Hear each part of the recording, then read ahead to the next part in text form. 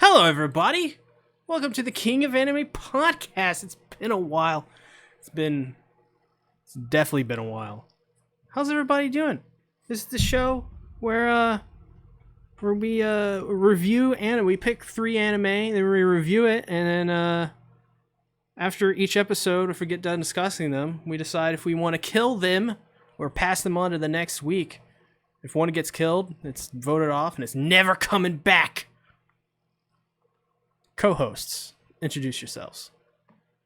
It is I, everything animated, and I'm going a little stir crazy. My hair's growing out really long. I got an even longer beard. I think I'm seeing things that aren't normally there, like lollies on the ceiling. I just don't understand what's going on anymore.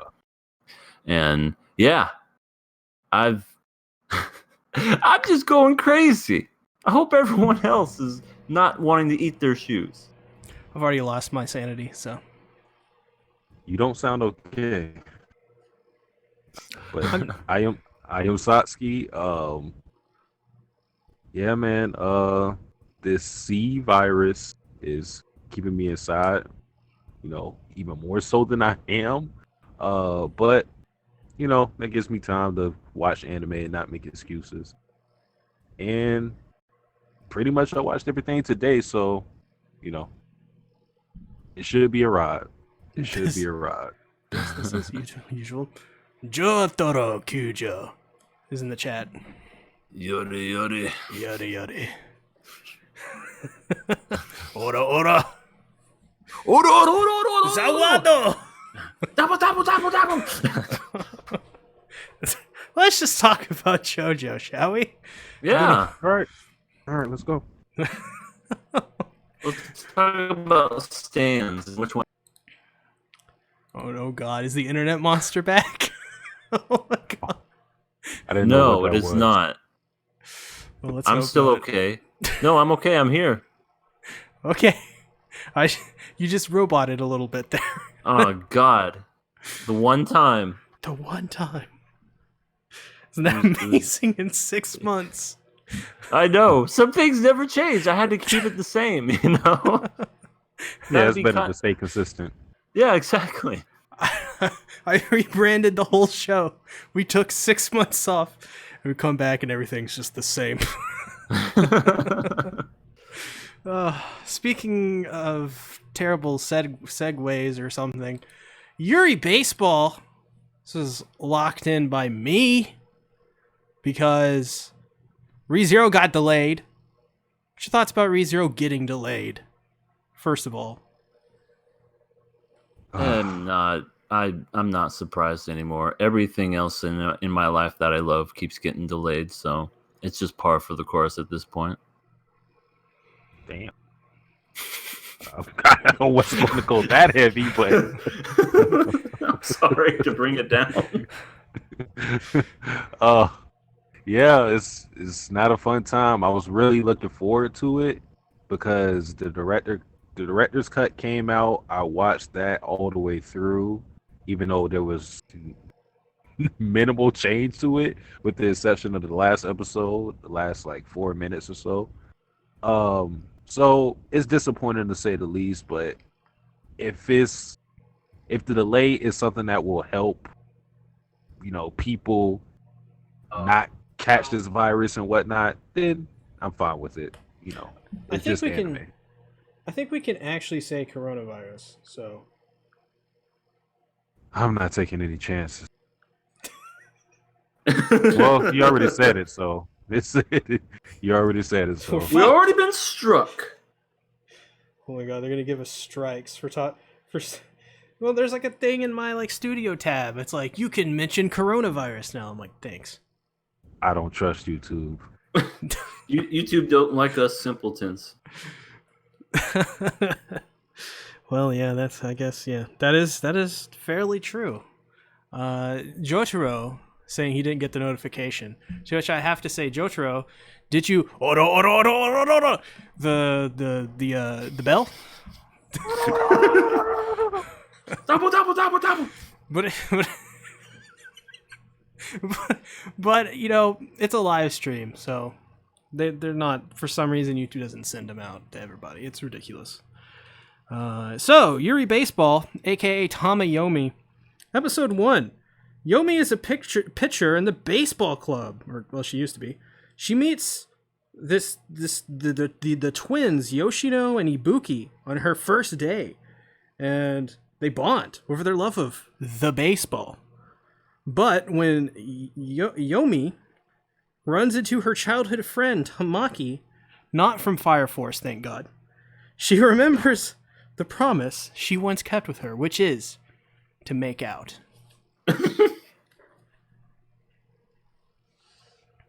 What do you guys think about episode 1 of Yuri Baseball? What is this? Oh, I'm sorry. What are you looking at? I went to see our stream, and for some reason the ad that played before it was Uber horny or Uber honey or whatever. And you were like, Maybe what? it's a sign. It's Uber and then Honny, so Uber honey, and it's a woman with really big boobs. No. So, what do I think about this show is, I believe this show is very inaccurate when it comes to baseball. All right. They're freaking. I mean, she got a wicked curveball. Yeah, that's for damn sure. But as far as playing in a uniform and throwing as hard as you can and being a catcher and catching it, just seems unrealistic to me. And don't get me wrong, first episode, dealing with introducing characters and you seeing all these different peoples and whatnot. Overall, I think the characters are boring as hell. I don't care for it. Holy shit. I just checked my anime list to look at the score. My God. Oh, what is it? It is a 5.75. Oh. Wow. I did not think it would be that bad. Oh my God. Well, did you guys see the promo art they put out for this anime? Where yeah. there's all the girls and whatnot. Yeah, they're The all girls like are in getting the- close. The girls are in the dugout looking thick, and then there's like the pitcher and the catcher just like very. Like she's got her boob in her boob. Like in Yeah, her they're- boob cleavage. They're absolutely not social distancing. I can tell you that right now. Not healthy. I don't like it here. Well, not only that, but it looks amazing. The promo art was awesome looking. Besides, thick thighs and boobs being in boobs. Yeah. She was getting ready to throw the ball. Instead, she grabbed a handful of titty. With her boobs. Yeah. Now, if this was a show where women, grabbed the baseball and threw it with their boobs, I think this would be a 10 out of 10. Keijo too. Just Keijo, but with boobs. Wait, Keijo but with boobs? That's Keijo. Because That's they use their Keijo, yeah. butt. Don't they use their butt? They Well, use everything. They use everything. But no, they can't use Everything. everything. They have to use their butt and their boobs on. Anyway, They don't use their boobs that. Why are we talking about Keijo like this? let's Oh, start a Keijo podcast right now. It's the best sports anime. Don't quote me. Hey, well now you're quoted, but I'm quoting that shit. Keijo's great though. We should do. I'm gonna pick Keijo next for my anime nomad podcast thing. All right, It'd be fun. I wouldn't be mad Sweet. at that. from Keijo's one fun. sports anime to another. To a good sports anime. This anime is shit. Oh my lord. Nobody said that yet. The shit. Yeah. It's bad. The promo art was misleading. The character designs. What are these character designs? Oh my lord. What are they thinking? They look blobby. I don't mean blobby isn't like they're fat or anything like that or whatever. They look like whoever was drawing this. They you know those like drunk goggles. He put on one of them and he was like, "This ain't enough," and so he put on another one. So he's like 80 layers thick with these lenses. You can't see shit. That's what this looks. Well, not that bad, of course. I'm exaggerating, but you get my point. They look weird and they look not right. Like there's this shot they show where the two main girls are like standing across from one another, and there's like this wide angle, and it just like the younger girl looks smushed. Like she looks like you take like a loaf of bread and you like stand it up and you just like smush it a little bit. Like you don't smush it all the way, you just smush it a little bit, and it's got like weird blobby things sticking out, like lumps and stuff, and it's like this is not the way bread was supposed to be served. But here I am with this weird bread. These girls look terrible. They just look awful. They do. And the main girl has like her eyes are like fucking car headlights. They're huge. It's clan ad of 2020. It's clan ad, but their eyes are like centered into the dead center of their foreheads. I mean, Clanad, their eyes are pretty big in there. They go from their forehead to their mouth in Clanad. Those are pretty big, but yeah, I could see what you're saying. They're pretty big in here too. The only thing that makes any of these characters unique from one another is their hair designs, which are awful. One of them looks like freaking Megumin, but if Megumin like was on crack. I was literally about to say that. So it was like Megumin on crack, and she forgot to get her hair cut for like a couple weeks.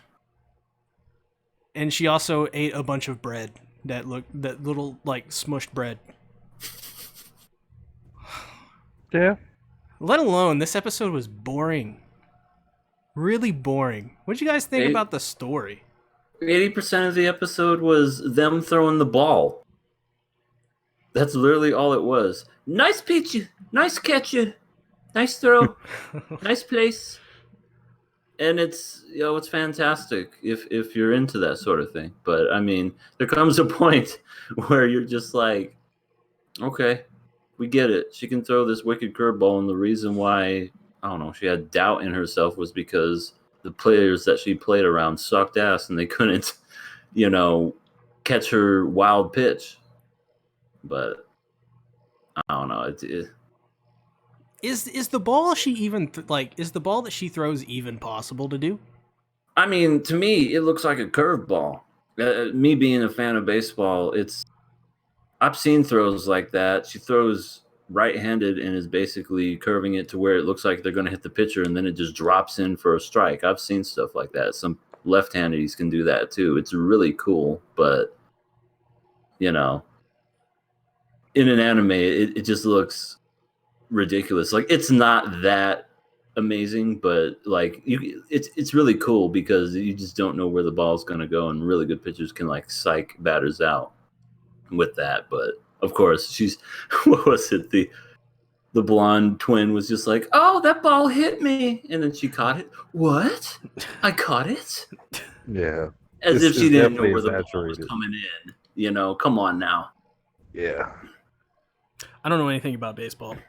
My hometown makes an appearance in this episode. Did you guys know that? Really? Yeah, they talk about Lake Town. Woo! Well, Lake Town represent. That's where I live, man. Lake Town. SeaTactics living in Lake Town. Wow. Did you make a cameo in this show? Well, I hope not. I don't want my name to be associated with this. You were like, I was one of the mush breads in the corner. I'm the bread musher. Hey, you girls want some smushed bread? It's really hot out here. I'm like in the Are you- dugout serving mushed bread for some reason. Yeah. I usually use it to feed ducks, but I figured you guys could use it instead. I was just gonna go. I was gonna be like that girl in a silent voice. Feed the koi. Oh my god. The director of this series is the director of the major series. Which my immediate reaction was, no, there's like a typo. There's no way he's directing this.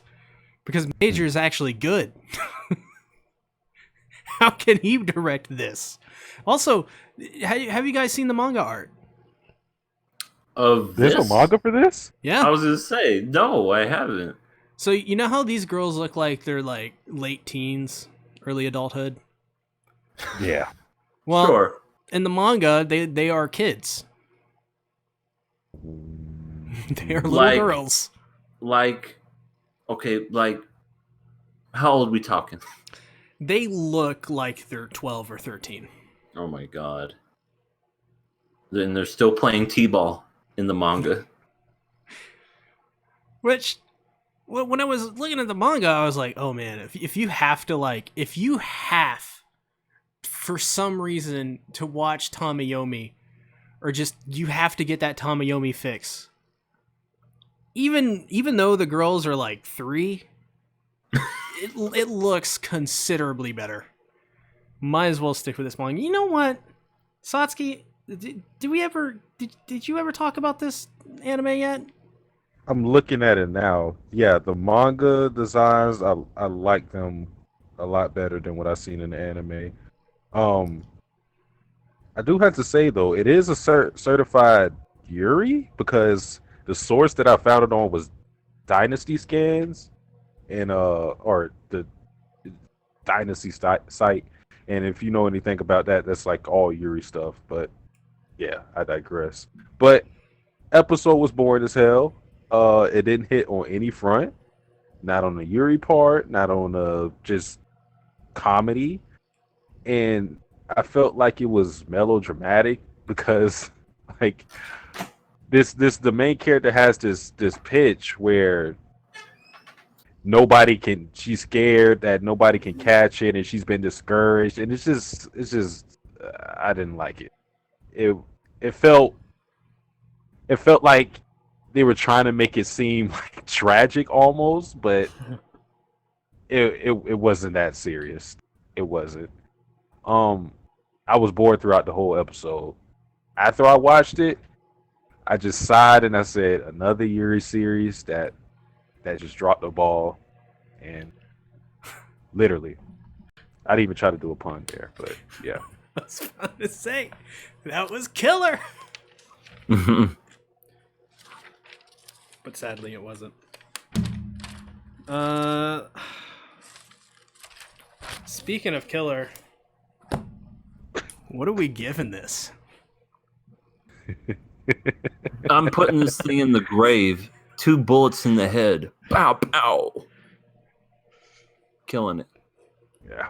Curd the bullet, kill it. Well, I'm nuking this shit from orbit. All Let's right. talk about art. Yeah, I love art. Arte must prove herself in a world where women aren't looked at as the same as men because she's 16th century Florence. Come on now. So she is tested with fixing her dilapidated shed and moving 10 bags of clay, which, by the way, bags of clay are really heavy. I don't know if you know that. And she is even offered to move in with Angelo's apprenticeship, but she decides to turn him down because Leo's a pretty cool dude. Pretty chill. Yeah. Arte is pretty cool. What do you guys think about art? All right. First of all, I've always thought whenever it comes to lifting something heavy, you're never supposed to lift with your back. We gotta talk Yeah. about it. We gotta talk That was about it. Bad But, lessons. Apparently, in 16th century Italy, they didn't know a little thing called a slip disc or a hernia. I got a hernia, so I know what that's like. Yeah, Sorry, but I was basically referring to the fact that she's like, if I just put my back into it, I could lift it. I'm like, no, that's not what you're supposed to do. No, you're supposed to use your scrawny legs to lift it. You're supposed to, because I just thought she was never just gonna lift it, and then it just turned into, just oh yeah, I remember, use my back, and I was impressed. She lifted all 10. But she, like I said, she slipped the disc, and now because of modern medicine in the 16th century, she's gonna die at 15. Yeah, Pretty another normal. thing. Yeah, that's pretty 15. normal. I mean, she lived half of her life already at 15 back in the day. That is true. That is true. But Her mother's actually 20. So Damn. she just looks 40. but overall, I think this is a nice little surprise. I didn't know really anything about Arte other than when you guys, who was it? Was it UC that suggested this? Yeah, well, it's something I've kept an eye on since it was announced because the character design of Arte caught me by surprise. Because I looked at it and I was like, whoa, I kind of like the designs in her dress, and like the other guy, Leo, looks pretty neat. And the architecture of it looks pretty fascinating. I didn't know it was set in Florence. I didn't know anything about that. I didn't know it was the sequel to Assassin's Creed. So, where's Ezio? Ezio Auditore de Firenze. Yeah, I just found it out because when they announced it, and I was like, oh, this looks pretty cool. And like I know like the source material was rated fairly well, so I've always kept an eye on it, and it wasn't until everything got delayed that I was like, all right, let's like throw a curveball and fuck over Tamayomi and talk about Arte. Yeah. I like Arte. She's cool. She's a dopey character. Yeah, she kind of, with her positivity, I'm not saying she's like Toru, but I got vibes from her just from like the fact that she will put her mind into something and she will do it.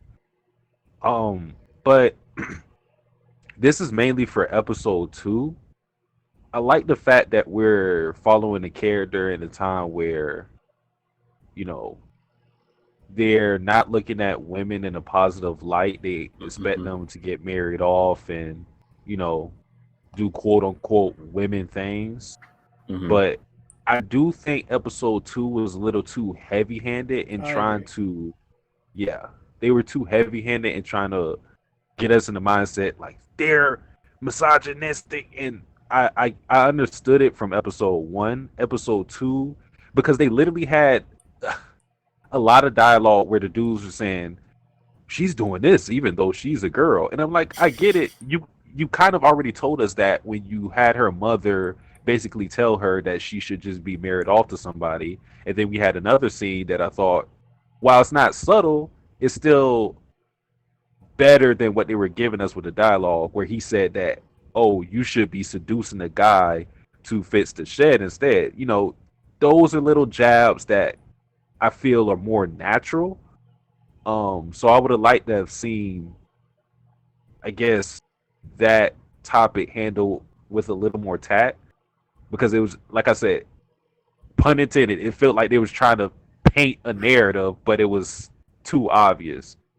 But I do like things like Angelo, for example, who was kind of patronizing, but unintentionally, because he was trying to help Arte, but he didn't understand that he was coming off as rude to her because of like how her mindset is, where she getting unfair treatment or she's just being treated differently from guys because of her gender. So I like the fact that we had somebody like him and we saw why he is the way he is, because like he lives with all women and his dad told him to take care of the household and whatnot.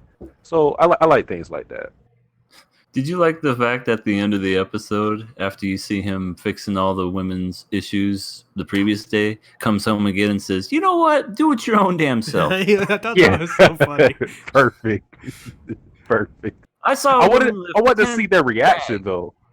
Yeah, I me wanted to know too. like he just said it and then we just went to the next scene. I wanted to see like how they were going like, I wanted to see huh? them beat the shit out of him. Just like, what did you tell us? Yeah, that was Angelo's a pretty funny character. My first note I have written down when he walks into his house and you get introduced to his a million sisters. My note was Angelo lives in a living hell because he just lives with a bunch of sisters and they all look the same and they're all like, Massage my Angelo, feet." fix this. Yeah, massage my legs. Fix my bedpost because I've been using my bed too roughly. Why is everything broken when he gets home? I know, right? These women are heavy-handed. But I totally actually agree with Satsuki that like they're a little bit heavy-handed in some of the general dialogue when it came to Arte. I thought it was hilarious her lifting these bags of clay, not using her back, and she's so sheltered that she doesn't realize that you should in fact use your back to avoid injury. What it reminded me automatically was that scene from Family Guy where he tries to lift the car and he goes, "Oh, I'm as strong as a jack." He goes, "Okay, now I'm just gonna use all my back, take my legs completely out of it, and jerk and twist in a twisty motion." And he goes, "Oh, call an ambulance." Old Family Guy, I love it. That's what it reminded me right away when I saw that. I'm like, oh god, she's gonna throw it back, and it never happened. Yeah, never. She, in all reality, she probably wouldn't because she's so young, and she's never done any of that before. Sure, but as you were saying, those bags, and I've lifted bags. I don't know about clay, but I've lifted like fertilizer bags like that. Oh, those are so fucking heavy. It's just fertilizer bags are heavy. Probably about the same weight because those carry water. So those are probably just as heavy. Yeah, those suckers. Oh, so painful. Yeah, they're the worst. Absolutely. Yo, what's up, QRW6? Our favorite fan. Yeah, we just finished destroying Yuri baseball, and we've decided to surprise you all with Arte because it's actually good. Actually, speaking of actually good, I don't actually think, based off the first episode 2 kind of surprised me a little bit because I thought episode 1, what it was doing, like I almost kind of like didn't expect episode 2 to be as entertaining as it was. I thought it was kind of just going to be like, so it's going to be like episode 1, kind of like every episode where she's going to like try to prove herself and all that. And we had that, of course, but it was like Angelo was a pretty nice character. I enjoyed him. We didn't see much of Leo, which I thought was interesting. I thought for sure we would have had another episode just developing the relationship between Leo and Arte, but we didn't. Is it Leo or Leo? Leo, something. I don't know. I think it's Leo. I don't know. I wasn't trying to correct you or anything. I was literally just like thinking, is that how it's? Maybe that's just their accent and that's how they say it. I don't know. Speaking of injuries, Arte comes down at the beginning of the episode, slides and lands on her ass. How does she not break her tailbone? I'm telling you, she's just asking for it. She wants her back broken worse than Bruce Wayne. You know what I'm saying? She's so dopey. I love her. I love Art. She's fun. Yeah. A good moment of her is when she cut her hair and she was about to cut her breast off. I mean, she was so serious. God. Has anyone ever here seen Nip Tuck? Yeah, she was like, oh, my hair wasn't enough, huh? Then I guess I'll have to cut off my breast. And like everybody surrounding her was like shocked, like, no, God, no, don't do it. That's the one good thing we want you to keep. I mean, She was like- she causes bodily harm to herself. You asked earlier, how come women are always breaking stuff? It's because back in the day they want to murder themselves. I said it in my private Discord server. I said Arte is a mad lad, and she is. She's gonna be on Count Dankula's channel soon enough. I wish I She's knew a what you serial guys were killer. talking about. She's a serial killer waiting to happen. And she's gonna paint the canvas with the blood of her enemies. Oh my god. Oh, you won't take me because I'm a woman? Okay. She just becomes Jack the Ripper and just starts murdering everybody. In my video, down I for made countless references to Assassin's Creed because 16th century Florence. And now I'm starting to think it may be true, Satsuki. You bring up good points. Oh my god, Yeah. she's gonna become an assassin. She's gonna learn to blend into the crowd and then just do that silent blade attack to their neck. Just But no, she's because she's so dopey, she's gonna be like super stealthy and stuff, and she's gonna like go for the stabbing motion, and then when she does it, nothing's gonna happen, and she's gonna be like, "Oh crap, my blade's on the other hand." yeah, she's gonna go whoa, and then she's gonna fall. Oh, Oh my god. I love Art. She's great. Ah, damn. It was another thing I wanted to bring up. Okay, this is another criticism. I do wish, like, we're seeing like the struggle of her being a woman in this time, but I do wish that we would also see the struggle of her transitioning from a noble to living in these tougher times. Because I don't think that, like, while we see her living in this rundown shed and whatnot, I don't feel like she has truly transitioned from living like in this castle basically to now, you know, she's in hard times. Yeah. Hard times, That's daddy. true. Hard times. Maybe she always knew how to work and stuff when she was in royalty or whatever. Yeah, Well, they don't really kind of explain that. The way I saw it is that's kind of like her character right now, is that in these episodes she's doing small things that are showing that she doesn't, like, she's just been pampered and sheltered this whole time. She doesn't have the body of someone who is constantly out working. She has, you know, little scrawny Arte body. Has no muscle. And so she's struggling.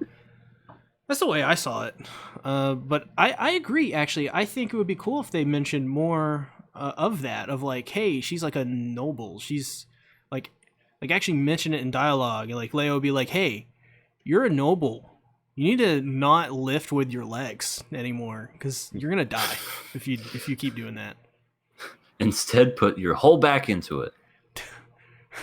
Also,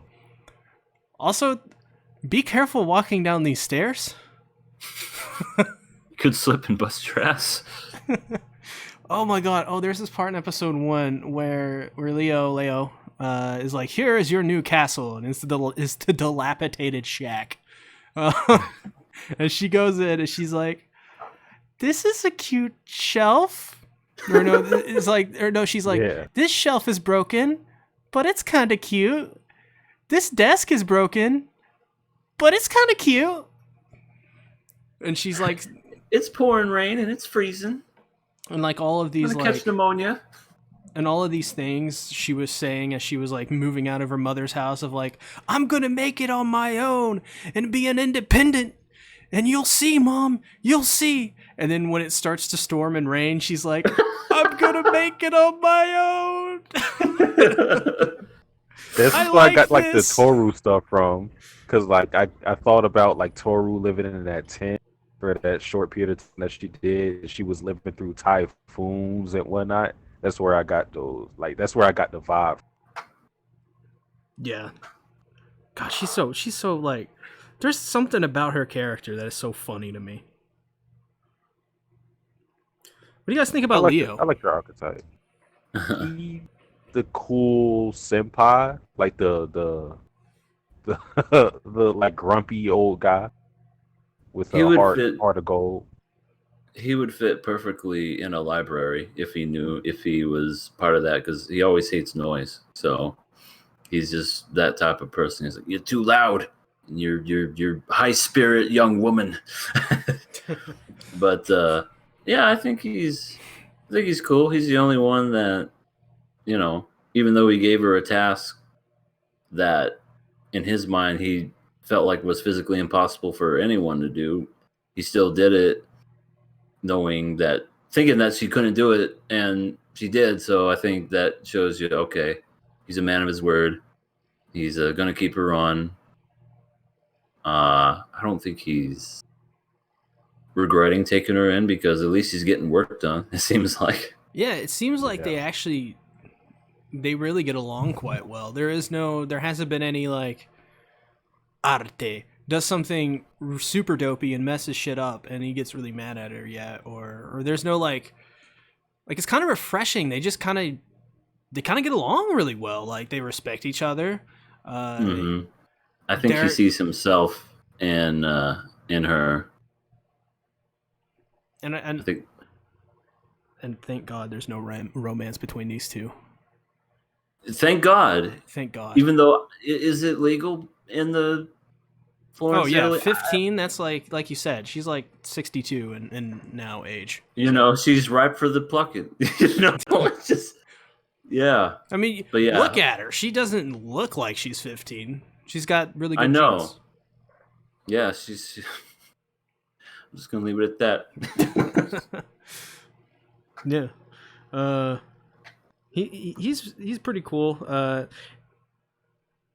I'm just really glad that he is this cool, like very silent type, and he's like this. I like when he's like when he underestimates Arte, and he's like, do the 20 of these canvases, and she does all of them, and he's like, I didn't think you were gonna do it. And he's like, bitch, I'm Arte. I fucking do things that I shouldn't scientifically be able to do, but yet I do them. Just right. She's great. I like his perspective though. Like I like his initial challenge to her and like why he did it. It was a dick move, but I kind of understood it because in his eyes, his initial reaction to her when she said that she wanted to be an artist because she just loved to draw, he thought she was like underestimating like what it takes to be an artist, and like with his struggle of being a beggar and him doing it just to survive, he didn't like how like he had somebody who came from came from affluence and seemed like she was just trying to draw as a hobby, like just as, yeah, I might as well do this, I got free time. Yeah. So I like the fact that he had that conflict with her in the beginning. Yeah, definitely. It was pretty cool to see. And she's also young. It seemed like she took the because we figured out in episode 2 that to be an artisan, you have to.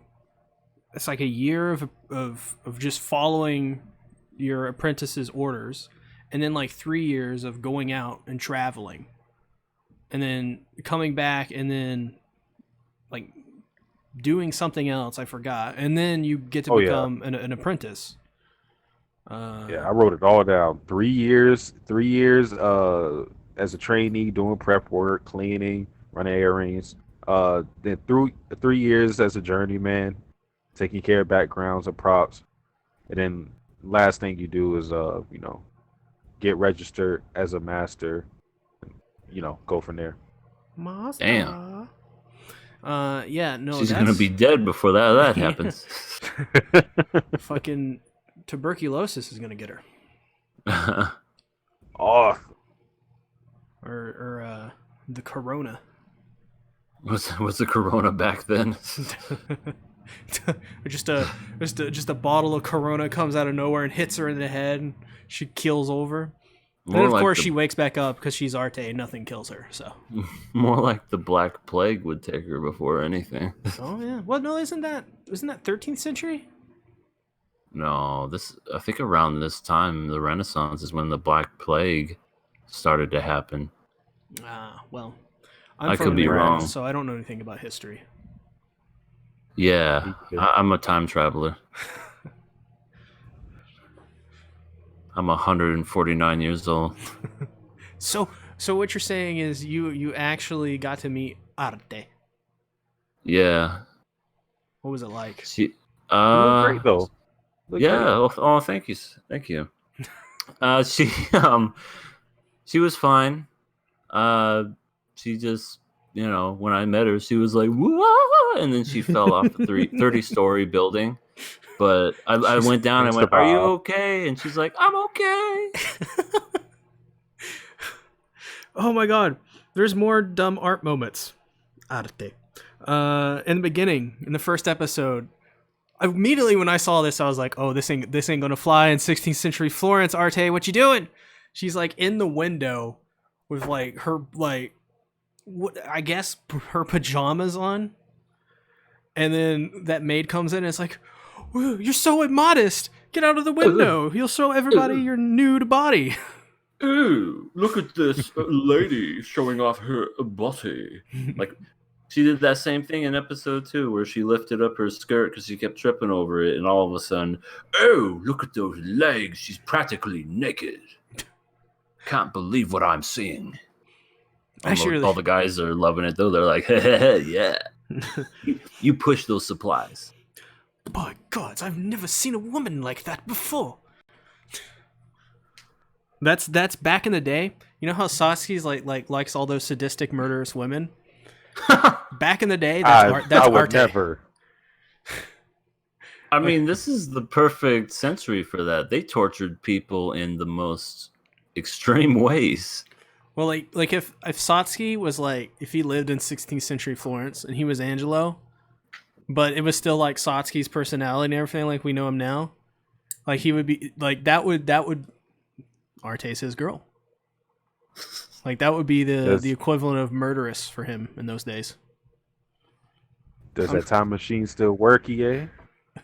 I think I can get it started. I just need a 1.21 gigawatts of plutonium, and we can get it going. All right, just asking for a friend. No problem. Oh, thank you, Sasuga's Resolve. Hey guys, I'm happy for the return of the podcast. Thanks. Whatever that person's name is, I'm not even going to try to pronounce it. Listeners, Glepnar and Apare Ranman are pretty dope too. If you haven't, you should definitely give them a watch. Puck dropping in from ReZero says suck. So Puck suck. We're about to talk about Tower of God. Speaking of, God, I love Arte. This show is just a bunch of good, dopey fun of a girl probably in real life would be causing severe harm to herself, but for some reason she just doesn't because she's Arte and she's indestructible. She's made out of she's not human. There's no way. She's a T-1000. But she doesn't know it. Like they programmed her to act like a 15-year-old girl who just loves art. Yeah, they sent her at the end. This show's fun. I love this show, so I'm gonna give it a pass.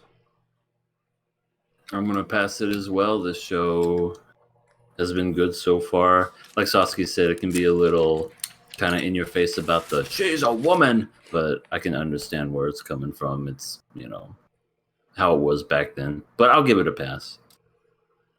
Yeah, I'm interested to see where the story goes. I kind of want to know what's the end goal? Like, are we going to try to make Arte become become a master, just like how Leo is? I'm interested to see where the story is going to go. So I'll pass it. Man, I think this is our most watchers on YouTube. We got 15. Oh, jeez. It's Satsuki's cheekbones. He's a handsome man. I do what I do. Let's talk about Tower of God. Wanna? Let's do it. Let's skip it. I think we'll stop. I want to go take a nap. I think we'll stop the podcast here. Good night, y'all. Proceeds to fall asleep on stream. Some long form content, elbow cough. Thank you, Sasuke's Resolve. Are we gonna do a winter wrap up or a spring season impressions? I've already done. No, I haven't done any of those. Sasuke probably's done some of those. I haven't even done like what I'm going to be watching for the spring season. I've done shit. Yeah, I haven't done nothing in 2 months. Well, there you go. Well, now that the world's ending, we all have something to do. Seriously. Yeah. Ending for now. It'll get back to normal soon, and then we'll not be able to do anything. Oh God, I can't wait. Tower of God. God, should I read the episode 1 or episode 2? So not whatever. Episode 1. Bam is following after Rachel because Rachel, where is she? Who entered the Tower of God to chase after its riches and prizes and stuff. But Bam, being very unprepared, he doesn't got anything to fight with. So Yuri, Princess of Jihad, is like, hey, I'm going to lend you this special sword. It's called the Black March. And Bam is like, what? Because he's really bad at English. Or Korean? Japanese. Whatever. We don't know. He's something, all right. He's gotta fight this white armored eel. And after he beats it, they go to the second floor, and Yuri's like, hey, God damn it, he took my sword, who's also a woman. So I'm gonna follow him. Let's go, midget. And then they go to the second floor. It's funny because they said midget, and it translates to chibi. And all those little chibis that you see, they're all just midgets. So yeah, and on the second floor, they gotta there's 200. There's 400 people, and there's gotta be 200 left, and they all die or something. Tower of God. It's like a battle royale. It's Fortnite. Yeah. This series actually reminds me a lot of Hunter x Hunter so far, and I was not expecting that. A lot of people bringing that comparison just because of the trials and the exams and whatever, because it's unique in the fact that it's not all. With the second one we had like fights, but it's unique in the fact that it's not just like a battle tournament. It's different things that happen. What do you think, EA? What do you think about it? What was your first impressions? Well, I didn't know anything going into this. I guess it's a webtoon? Manhwa. But it's on webtoons. Oh, okay. I didn't know the word, but yeah, they just kind of threw it at you all at once with the first episode. There's a tower, dude's trying to save Rachel, and everything's being lent to Bam Margera because he has a cute face. Oh my God. Bam Margera. Because when I heard Bam, I immediately thought Margera. That's what came to my mind. And that or Bam Bam from Flintstones. Oh, well, yeah. But yeah, he's... Comparison.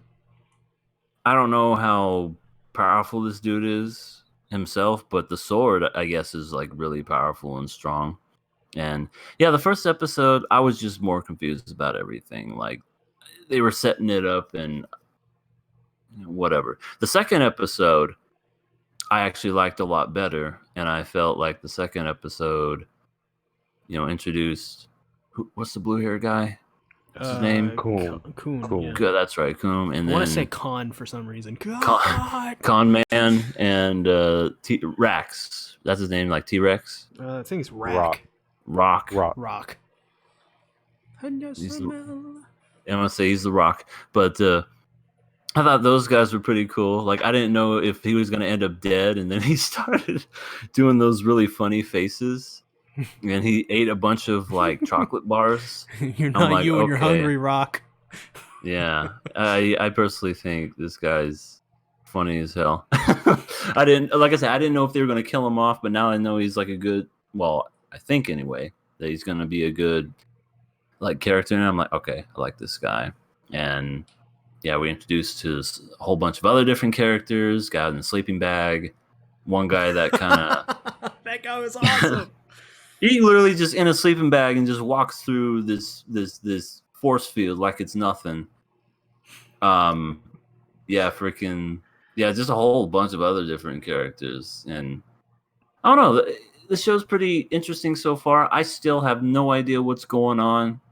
To the extent, I mean, I know it's a tower. You have to go up it. Almost kind of reminds me of SAO in a way. Oh God, I was about to make an SAO joke because they kept going up all the different levels just since SAO. But we all know SAO is. I was gonna make an SAO is good joke. Yeah, it's overrated as hell. But yeah, it's not bad so far. The main character, we just know that he was raised by wolves, and he was. Well, I don't know. He was a bum or something. He's just in a freaking rock pit, and then sees Rachel. What's Rachel digging in a rock pit for? And she helps this guy. Doesn't even know how to speak or even his name. Rachel, by the way, voiced by the same person. This is the second mission of a silent voice in this podcast. Voiced by the same person who voices in the of course, the Japanese version, Shoko in a silent voice. Yeah, she does a lot of voices. And Yumiko and Shinobu. Metsuno Yaiba. Yeah, she does a lot of voices. She's a really good voice actress. All right, let's talk about the next episode of Demon Slayer, episode 19. No. I didn't approve this.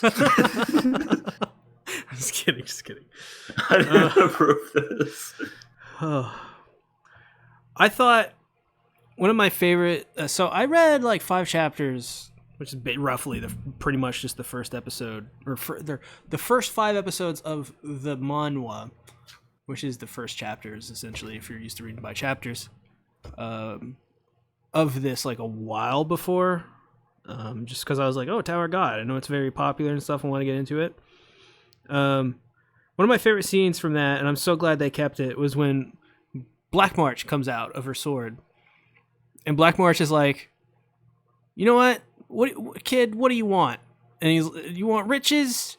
You want a bunch of stuff? What you want, an Xbox? What the hell do you want, kid? She's from the East Coast. and Bam is like, I don't want any of that. I just want Rachel. Hold on. What's a Rachel? I loved their interaction there, and then Yuri's like, hold on, you're helping him, because Black March is like, oh, I'll help you. You have a pretty cute face, and Yuri's like, you're helping him? Would you prefer men over women or something? And Black March goes, that's right, be gone, woman. I would have loved it if she was like, that's right, be gone, thought. If they would have did that, that would have been meme to hell.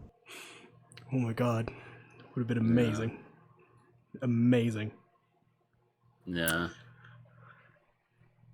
I don't know what to think of this show. Stuff is happening and it's entertaining, but I'm sure they're going to come with an explanation as far as, putting the pieces together of history and whatnot. I mean, are these people from all over the world? Are they all over different galaxies? I think they're from different universes or something like that. That's then what I thought. I remember one of the people that's like in charge of the place was saying that the irregulars aren't supposed to be there. So does that mean that Bam is an irregular and he's not supposed to be there? Because he's literally just doing it just to get with a chick. And everyone else wants power or we don't really know their intentions, but they definitely want something more than what Bam wants. Yeah, so, Bam isn't a regular. I think they set it up so well. That's what I figured. Bam just wants to bam with Rachel. I mean, Bam's relationship with Rachel is a little weird because some people may see it as kind of romantic, at least on Bam's side. but it's more so like a mother and child relationship, even though they don't look it. Since she essentially taught him like everything he knows, how to speak, how to write, all that stuff. Um, so yeah, there's that. I will say from like since I read this, like changes that they've made, they are rushing it a little bit, because there was dialogue between Yuri and I cannot remember his goddamn name. It's like his name's like Uh, Evan, right? yeah, Evan. There was a conversation between them where they just completely cut it out in the first episode, and in episode 2, Roro, I think that's his name, he talked about 3 irregulars in particular that are really important, and they just cut out that completely. And it was something else that they skipped out on. So I don't know if they're intentionally keeping that information away, or if they're just because it's just weird to just gloss over that type of stuff. So I'm not entirely sure, but that's the changes I've been noticing. How old is Tower of God? Sure, don't know. Don't know. It's pretty old, right? It's around 10 years old. That's what I heard. Is it? If I'm not it- sure. If it's a really old series, then I could see them maybe swapping some stuff around. Maybe the director was like, I would rather have that here, because I remember they did. Yeah, Daniel King says about 10 years ago. So so maybe what they're trying to do is trying to move things around and piece things together in a different way. But if this is also a 13 episode anime, so we don't know until we watch more to see if they do this more, and if it's obvious that they're just trying to condense things down to get in. Like, since it's 13 episodes, maybe there's a place they want to get to. Yeah. I think I know where they want to get to, and if they want to get there, they have to rush. I cry. Has the series ended? Like the web? No, it's still no, going. it's still going, even though it's 10 years. Wow, and it's gonna be 13 episodes. It doesn't I'm looking at sound it. promising.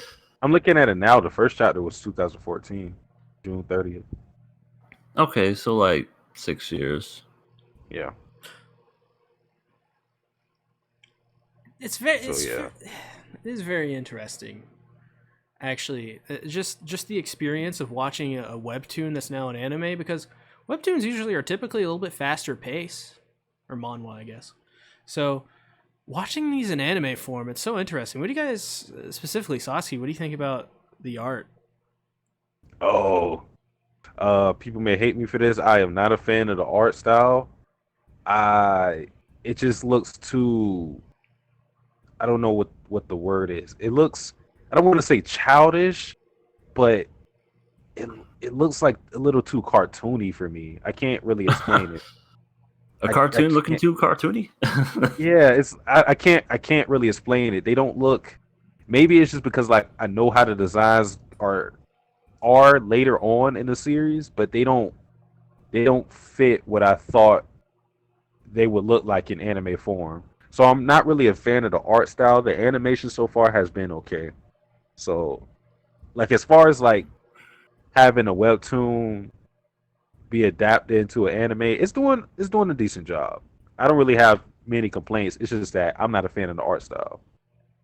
I'm the I complete like it. opposite. I want to say I really like it. I like the vibrant colors. I like how in the first level or whatever, like you really saw the expressive darks, really darkest of darks, and then it just goes into open field in the second Mhm. episode. Just that nice transition of I don't know, just going from one level to the other to really differentiate the two. I thought it was really nice. It wasn't like anything like over the top or like super spectacular or whatnot, but I thought for what it is, Right. it's pretty good. I was the complete opposite in the sense that I think the art's pretty all right, pretty solid, but I thought the animation is lacking, because there's this one scene where Lizard Girl and another guy are fighting, and like Lizard Girl hits a boulder, and like it looks like it just immediately turns into dust. Like it looks like Bad Company 2, Battlefield Bad Company 2, like destruction.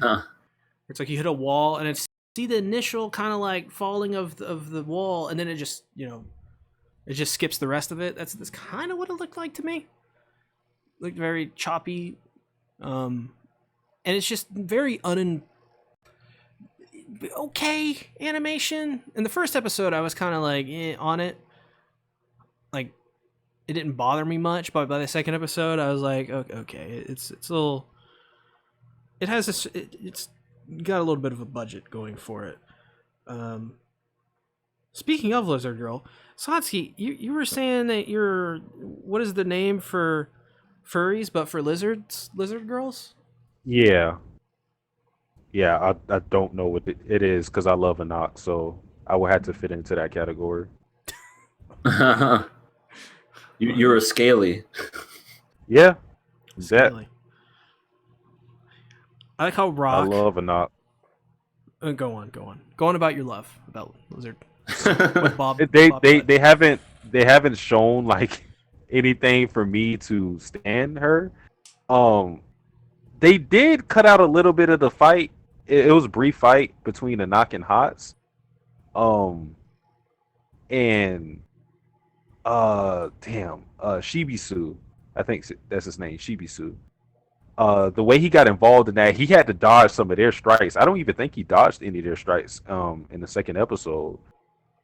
And he was getting mad that they ignored him. So it kind of felt weird with episode 2 because they didn't even like take notice to him at all. Like he wasn't involved in that fight at all. He just kind of showed up and was watching them. It was kind of weird for him to say like, "Why aren't you guys noticing me?" It's probably because you're standing on the sideline. Notice me, senpai. Yeah, notice me, senpai. Yeah. Speaking of names, fuck, dude, they got to get on these names because they didn't say any of these side characters' names in these last 2 episodes. There's like Rock, Kun, and Bam, and Leira Rowe, who is the voice actor. Is his voice actor? Fuck, what's his name? He voices is it Dio in JoJo? Is it the same guy? It sounded very familiar. Yeah, I'd have to look it up, but yeah, probably. But Leiro Rowe gave me immediate vibes of Hisoka from Hunter x Hunter. Schwoon. Well, I'll ask EA this. What do you think of Leiro telling Bam not to trust Kun? It definitely. Well, he's just telling him not to trust him. I mean, he definitely has the look of somebody who could betray you. I mean, even though he said, "Nah, I don't want to do all this. I just want to, partner up and be friends." I personally don't believe that. I think there's ulterior motives there. He saw his sword. He saw Bam's sword and was like, "Okay, maybe I can use this guy," because he realized the guy is a wimp. So he's probably going to exploit that. That's my opinion anyway. But at the same time, why would what's his name tell him not to trust the guy? Maybe he's trying to put thoughts into his mind and say maybe you shouldn't trust him and you should try to take him down. So yeah, it's definitely one of those, we'll see what happens. Who's trying to trick who? I mean, the only way to figure it out is if Bam just walks up to Kun and like, hey man, friendship, trust fall. If he falls backwards and Kun isn't there to pick him up, we know who's the traitor.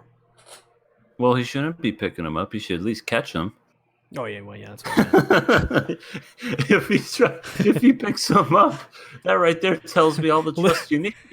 Listen, Kun, I'm gonna fall straight forward on my face right now, and I need you to not pick me up or to catch me. Just let me lay there. That's it. Okay. And then we'll soon figure out. I like how Rock calls them black and blue turtle. Yeah, that is hilarious. He Probably reminds me of in his world, he only sees creatures that look like him, so he doesn't know how to explain. Describe them. What is the dinosaur Autobot? Me, Grimlock. Dinosaur Autobot. First of all, there's Megatron, who is the T-Rex in Beast. You're talking about Beast Wars, right? No, I'm talking about Gen 1, where it's Grimlock, right? The dinosaur robot. Yeah. You're right. Okay, Grimlock. It is Grimlock. Yeah, and in the fourth movie, they just turn them into dinosaurs, like animals. It's like, give me a break. Yeah, and Optimus rides them. Optimus rides them. It's like, oh, you're gonna insult my intelligence with this? And they're not even in the movie till like the last 10 minutes. Yeah. They were promoting the hell out of them, saying the Dinobots are coming. I'm like, hell yeah, the Dinobots. But no, we get fat John Candy Autobot instead. Fat John Candy. I mean, not John Candy. John Goodman. John Goodman, not John. John Candy's dead for a bit. I meant Goodman. Oh, that's good. Yeah. Tom mentioned that Rock's VA is All Might, which is pretty interesting. He also mentioned that Le Roro is Overhaul from MHA. Cool. Overhaul? That's not where I recognize him from, though. Yeah, I don't watch MHA anymore, so I don't even remember who Overhaul is, sadly. Overhaul was the dude with the mask on, like the bird mask. No, not the bird mask. It's like a steampunk looking mask or whatever. Oh, I don't. Did you? I don't think you made it that far though. No, I know what you're talking about. Well, I watched season 3, some of it, most of it, okay, a bit of it, quarter of it, not a lot of it. I'm switching up on the fly here. Quarter of it, bit of it, an eighth of it, a bit. Oh God, what Who's else? messaging me? What's me? Did we talk about Yuri and Evan? I don't think we did. Not much. I mean, like, we didn't really get all we know now is that she is a princess, and of course, Bam has her weapon, the Black March, and now she's looking for him. So, yeah, she wasn't supposed to be there, so there's that too. Yeah, and as well, it's very wise for him to keep the Black March hidden, so people don't immediately kill him, because they apparently it's just common knowledge for everybody to know about this Black March. Yeah, they saw the symbol on it's weird. In the webtoon they call them needles. I don't even know if they specifically called it anything in anime, but that's what the Black March is. They call it a needle. But it was a symbol on there that Kun saw that made him immediately realize like where it came from. For a second, I thought you said raccoon. And Raccoon blast. All right, we're just dropping all the anime. We'll be covering Raccoon for the next 8 podcasts. I'm down with it. He dies with his ass sticking out. That's the way I want to go out.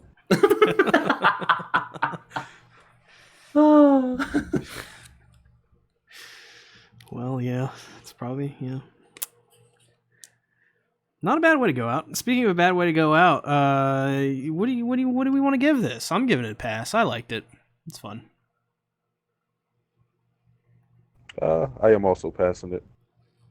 And I am also passing. I don't know what's going on, but hey, can't blame the cool characters and the hopefully the action is like top notch later. I can't wait to see that.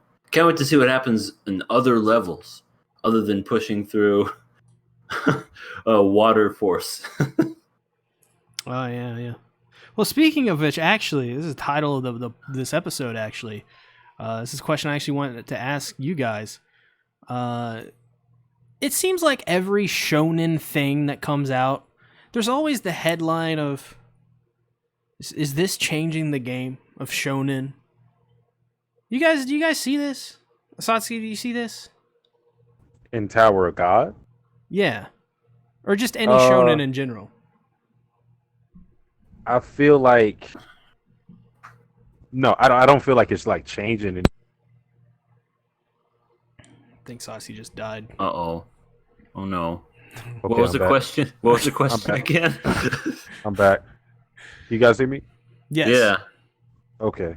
I was gonna say I don't think it's changing anything, but I do think it's kind of like webtoons in general, not just Tower of God. Is kind of like it's getting more traction, it's getting more popularity, so it's getting on a stage where it's kind of rivaling a lot of Shonen series, a lot of series in Jump, and a lot of people are starting to get into webtoons now. It's kind of like people can kind of transition from Shonen Jump series to webtoon series now. So Tower of God right now is going to probably get a lot of people just in the medium of webtoons, and then they could probably check out things like Unordinary, whatever webtoon that you know of. Girl from Randall Chatting. You think Popcorn. Unordinary would ever get an anime? Oh. I think it would work well as an anime. I think it is getting anime. Like, I think that's just a shoo-in. Yeah. That's the only way I'll be able to watch it. Well, webtoons are free. You can get it on your phone. There's just an app Where- for it. Where can you get them? You just Download the download app? the webtoon app. Just dial. Just download Webtoon and you can get them. Yeah. Yep. It's 100% wow. free. Some of the legacy ones, some of the authors are like For Bastard, which is probably like the best webtoon if you want to go for something that's not like Unordinary or Tower of God. You have to pay for it or something for a lot of it, but that's like a rare instance. Usually all of them are free. And you can it's ad supported typically, so they can actually make these things free. There's just tons of stuff on there. Just tons of stuff. It's actually I read an article of it being Webtoons, the platform, it being the biggest comics publisher in the world. And I was like, what? I've never heard of this until like last week. And it's apparently the biggest in the world. That's insane. I don't know if that's true or not. It's just the headline I read, so probably shouldn't even be saying that because it goes against every one of my philosophies. You faker.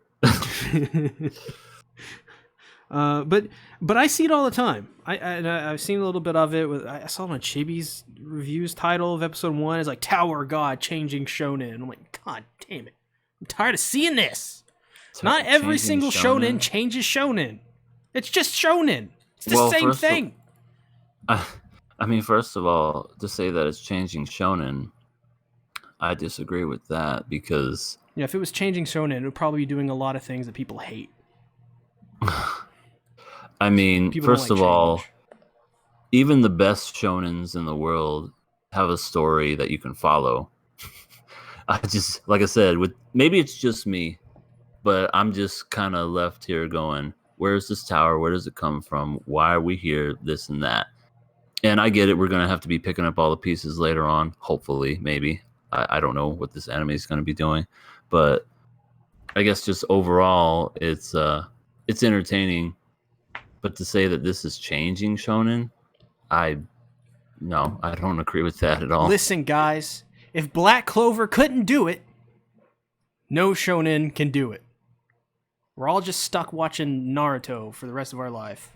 I mean, I do agree. I will say this, as far as the shonen genre itself, it's definitely changing from what it used to be back with Dragon Ball and Bleach and whatnot. People are starting to understand you don't have to make hundreds of episodes in order for it to be entertaining and for people to follow it. You know, you have your My Hero Academias, and I've heard Hunter x Hunter is like one of the best shonens that has no Well, pronounce filler. it correctly. Hunter x Hunter. Okay. Hunter x Hunter. Hunter or There you go. That's the correct pronunciation.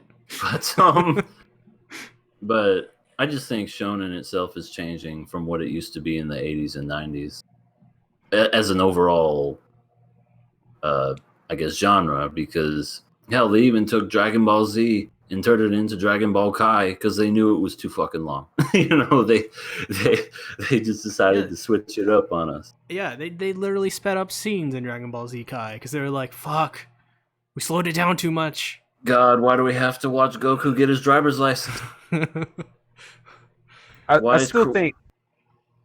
I was going to say, I still don't think like shonen is being changed. I just think how we perceive shonen is being changed. Like Shonen Jump series right now, a lot of them are being, or a lot of the series in that magazine is a lot more diversity. It's not just battle shonen stuff. Like I read Arte, for example. I hear other people talking about different series like Spy X Family, series like that, series where it's not just Dragon Ball Z esque or anything like that. So I think the perception of shonen is being changed, but I don't think because it's a demographic. So series like that are different from Dragon Ball Z or whatever series you want to bring up have always existed. It's just that that's not the only thing we think of now. Fighting is not the only thing we think of when we hear shonen. Right. Because shonen itself translated is what? It just is action? Isn't that what it is? I think I'm not sure. I'm not sure what the word stands for, but I know the demographic is just young boys. Shonen's like boy or something, right? Yeah, it's for the male demographic. Yeah, got all these boobies flopping out everywhere. Hey, I can't complain. You know Kakegurui is a shonen? Yes. Really? Yep. Well, it shows. Nothing says shonen more than a woman playing Russian roulette with herself in the bathroom stall. Well, that kind of makes me want to watch it. It kind of does. I'm not gonna lie. Makes me want to watch the live action version of that. I didn't even know they made a live action. I do. I've seen the first episode. Those facial expressions. I mean, how can you translate the facial expressions into live action? They tried good. Just those absolutely grotesque and just disturbing faces. They're so great. You know what? Listen, Shonen isn't changed until we get that fairy tale too. We've got ending? All the fairy tale. No, fairy tale ended. Anime and manga. That's what I thought. Well, you know what? Bleach is coming back for some reason. Well, didn't they not finish it? Aren't they finishing it now? Well, that other guy's getting is it Tite Kubo's other work is getting adapted too, right? Something the other. It's a movie. I don't know. It looks cool. He has another series called Burn the Witch. Yeah. A lot of people are freaking out about Bleach. So that's cool, I guess. To me, Bleach ended when Lord Aizen died in the stupidest way possible. Yep, sounds like a shonen.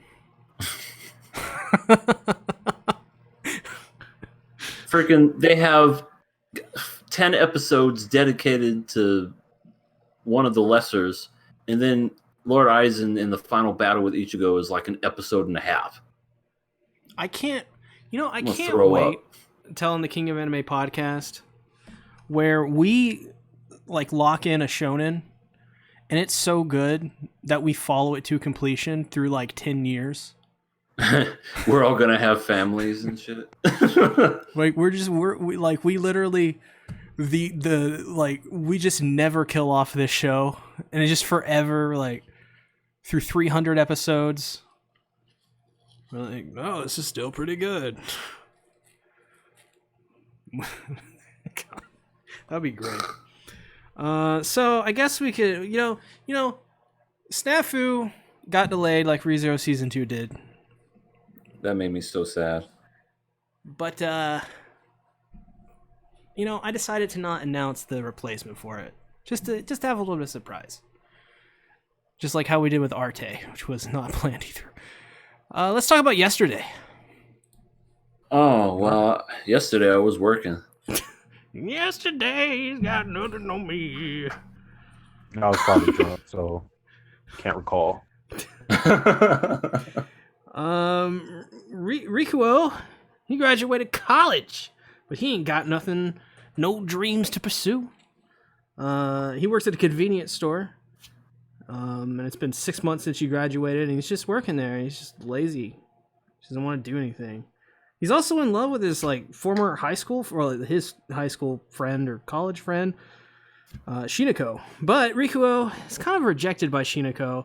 When in the end of the first episode, he's like, "I kind of love you," and she's like, "I kind of don't want to be friends with you anymore."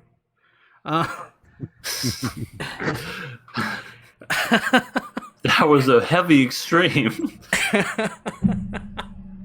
The second episode's great too. It's basically just Shinako, kind of like Shinako and what the fuck's her name? What is the other girl's name? Haru. Raven. Yeah, just call her the Raven from now on. She's just The Raven. The Raven. She dresses in all black. She's a Raven. The Raven declares war of love against Shinako. He's like, I, the Raven, declare war against you, person. Which also just happens to be her former teacher as well. So she seems to be younger.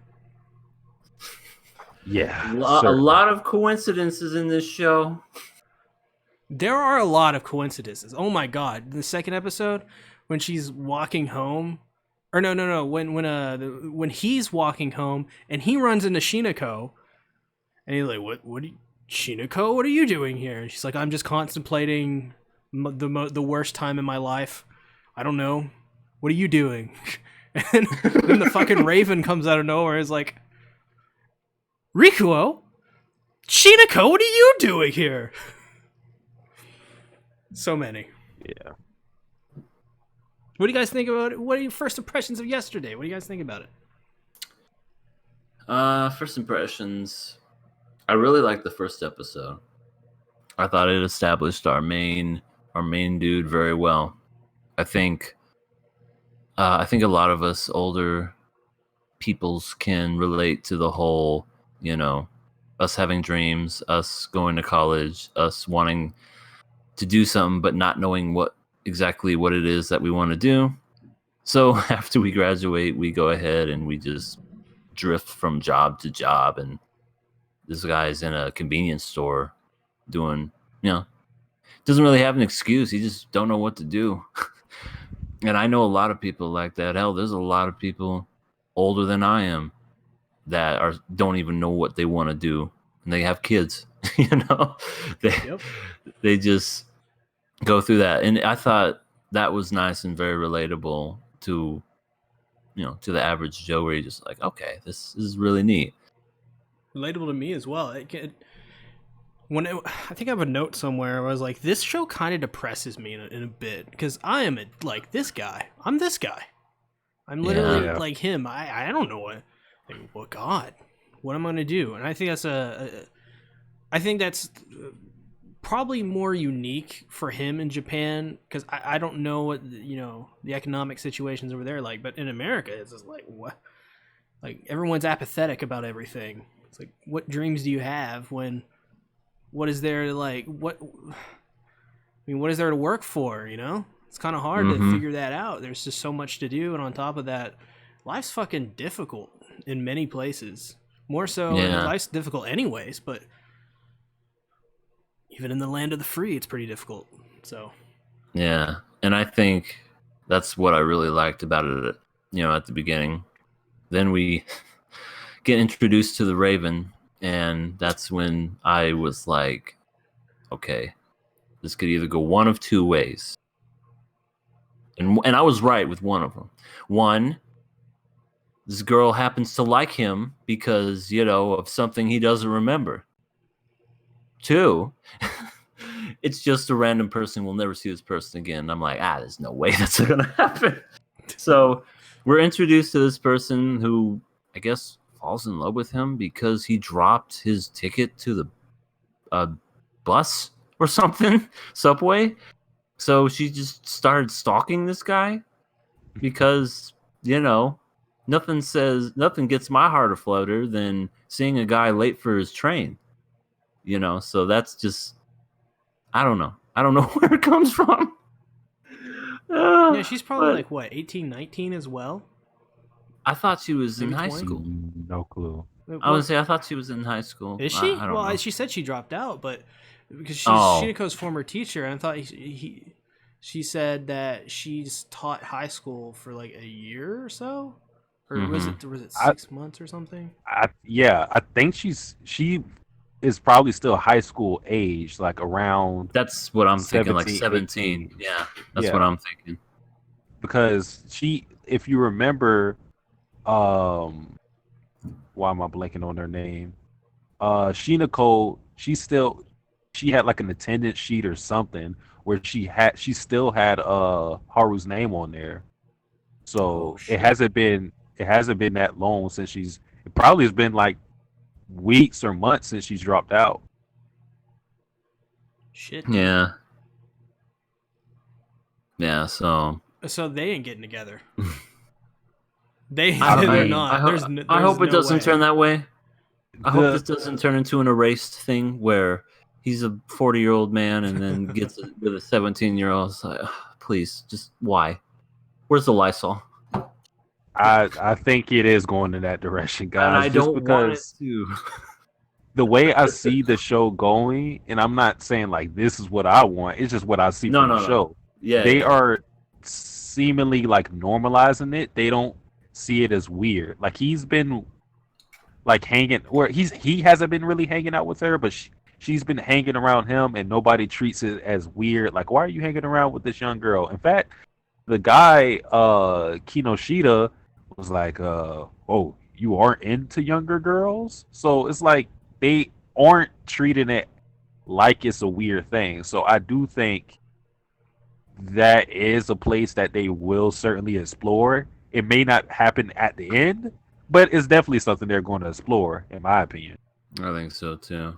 Can we say Unless that Kuroshita looks like Axel from Axel Rose a little bit? what I'm doing with the bandana.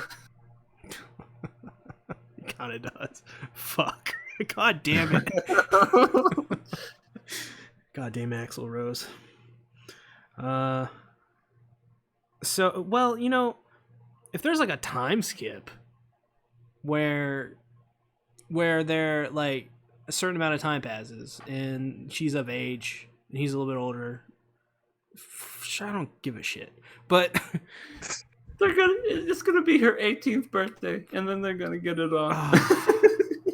It's like it's funny because there was another guy who was seemingly had feelings for Shinako, so it's like the Shotacon versus the Lolicon. Well, okay. Well, okay, so that situation I don't think has been fully developed yet. We don't know what his like, because I could easily take it now as no, they had that conversation. Shit, no. He does like her. Motherfucker. Yeah. What is this? Yeah. You're having a meltdown. Stream. I'm doing the math right now, and it's like I'm not liking the math. Wait, what's going on here? Something's not adding up. I mean, I do like the dialogue though. Like what you were saying, see, I definitely feel like this main character is relatable. So it's a lot of bias on my part just because I related to a lot of the things he was feeling, like not like kind of being lost in what you want to do exactly. And he said something that I really liked where he was talking about how he was working at this convenience job where and he said like he was doing it basically because there was no expectations. It's basically like he's putting himself in a situation where he can't really fail, but at the same time he can't really prosper. And Haru also said something similar to where she said, liars don't lose anything, but they don't gain anything either. Huh. So I like this whole like theme of like some people like lie to Stagnation. themselves. Mhm. Yeah. They lie to themselves to protect themselves. I like that whole thing that was going on in episode 1 in particular. And like I said, I related to this dude in a lot of ways. So episode 1 drew me in. Like I was Yeah, hooked episode from 1 was great. episode 1. Yeah. But I don't know exactly where this relationship with Haru is going because it's kind of strange. How did you? And I think they're Haru. like they're in. Why the Filoli? Filoli's coming out of nowhere. That's how it's gonna end. If it came with that, I would. This would be the best series ever. Oh Lord. But I don't know where they're going with this. I think they're intentionally not saying her age just so we won't be weirded out even more. They're I'm keeping it weirded like out. vague. I'm weirded out, man. But I like it. Why are they so I young? like Haru. I I like Haru. I like all of them. I like all of them so far. I like the edgy guy with a fucking what was it? Why's he got a paperclip in his ear? With like a paper clip through his ear. And he's mean, like it's not doing art. He's paperclip, like it's like a tying bobby desks pin. together. Yeah. And he's like, I like the symmetry of it. It's so cool. He's like, dude, I'm totally straight edge, bro. I got me a bobby pin in my ear. You know, one of the gags I like, the fact that Haru kept asking for a cigarette and she knew she wasn't going to get it. Like I don't even think she wanted to smoke. I think she just wanted to ask for it. Yeah, Haru's pretty. I like Haru. She's kind of Ballsy, like that's for sure. yeah. She's tons of balls. Whoa. They got the hey now that Depending on where the show goes. well now that Yuri baseball is canceled, they got a bunch of leftovers, I guess. Yeah. So she took some of those. She doesn't really care to say how she feels, and it kind of like. I think in one episode she calls her like Satsuki. You were talking about how she basically calls herself a liar, which I thought it was like she just reeks of coolness to me. She walks around with a fucking raven, fucking just, what the fuck? And it's always And he has a Raven. name. Yeah, With a limp. His name is Conskian? Condifiction. Something. That's Yeah, his name. that. Condifiction. We'll go Raven. with that. Condifiction the Raven. Edgar Allan Poe is the name. Edgar Allan Poe's. Just call him Condifiction. Edgar for short. But yeah, she's part Dia in the sense that she can control nature in a way. So Boop, boop. Yes, what? she's great. I like Shinako as well because her I find her relatable as well. God damn, these characters are so relatable, especially the adults, the teenagers. They can fuck off. I'm not related. The straight edge related to guy. them. I ain't straight edge. I do heroin. I don't give a shit. She's pretty cool. Her brother passed away. And mother, because they both had like some heart condition, and she doesn't like cherry blossoms. But every year, on the anniversary of his death, she just sits under cherry blossoms and stares at cherry blossoms at night, and reflects on how awful that is. And she hasn't since then. She's kind of like she's not really done much. She became a teacher, of course, but in terms of like emotionally speaking, she's still kind of like she's still in love with this guy who's been dead for years, and it's kind of sad what she's going through. She obviously obviously needs a hug. Like, she's a little emo. She's a little edgy in that sense. I like her a lot. And I find that relatable because I also lost my sister at a young age. So I can understand where she's coming from of like not wanting to grow as a person or move on because there's many different multitude of reasons to do so. Some of which I am absolutely for sure positive they will actually get into. So I like just the way they wrote her character. She's just, and then when she rejects Rikuo, where he's like, "I love you," and she's like, "I don't think we should be friends anymore." And he's just like, "Oh fuck, shit," and he speeds off and he lands on his face. Yeah, I like what he said afterwards because he was like, "Well, this is something that you pretty much were expecting. You just held it off throughout all these years because you knew that this very thing would happen." He knew. He just couldn't do it because he whether he didn't want to lose her or just for the simple fact he probably didn't want to change. They had this thing going probably where it was just comforting to not have to confront their feelings, which goes back to what Satsuki said. I think Haru as well says at one point, like or maybe it's Shinako, who says she's tracing back over this circle constantly, which I thought was that was really that was cool. Shinako. Yeah, that was a really cool piece of dialogue. Wasn't too hot about the whole Haru being like, "I'm gonna challenge you in the war of love." That scene was just funny to me because Shinako wanted no parts of it. She was like, "I don't want to be involved in this." She was like, "Oh, okay," but no, I challenge you. I'm like, I don't think she wants to do this, but all right. I like how before when they sit down to eat, Haru was like, "You know what they say? Can't have war on an empty meal or empty stomach." Like, oh yeah, I thought she was going to punch her or something.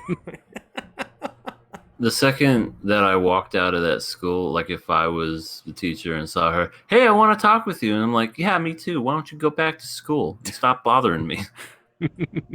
That's honestly, I mean? it's probably, I guess Because Haru has her she own has reasons. all this free time. She wouldn't have all this free time if she was in school. Hey, come on. Maybe we should be a little lenient on Haru here. She obviously can speak to birds. So she's done something in her life. She's related to Dr. Doolittle. Yeah. Oh, thanks for the super chat, Key. Ooh. $5. Very much appreciate it. Key. Who's Key? Sasuke, who is this Key. guy? Oh my god. I know him. Don't know who the Satsuki guy is, but he is kind of dope. Yeah, okay. I feel like you two have a past. Did he declare a war of love against you? Not yet. It's coming soon though. I want to say his icon is that of Edward from Cowboy Bebop. That it is. So this guy has great taste. That's all I know. There you go. Debatable. We're not going to get into that though. All right, next week we're having Keon, but we're not telling Satsuki. Crap. Keon? Yeah, we're having Keon. Keon? We're having Keon. Oh yeah. We're watching Keon? Hell yeah. I do have cookies, so We're just gonna that'll fit the theme. We're What gonna kind of watch. cookies? We're gonna watch that one scene where Yui falls over and starts crying as she's saying, "I fell." We're gonna watch I did that not scene. finish K on, so I don't know. what I've you're never talking seen Keon either. It's pretty funny.